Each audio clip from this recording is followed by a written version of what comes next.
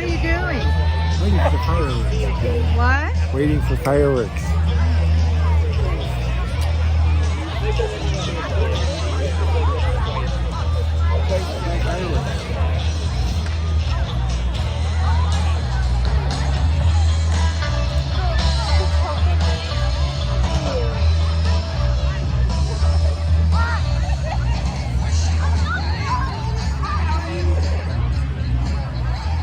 恒例の私たちの地域の花火に来てます。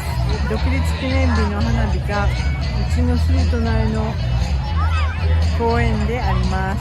今年がThis is the fourth time or fifth time?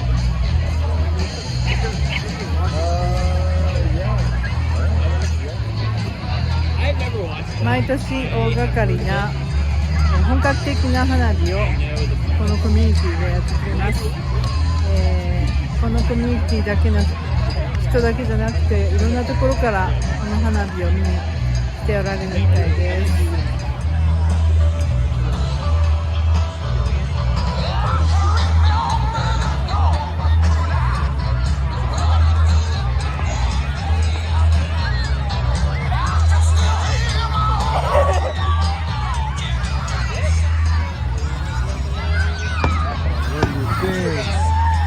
家から歩いて1分のところなのでとっても便利。毎年これが楽しみです。Let's have fun.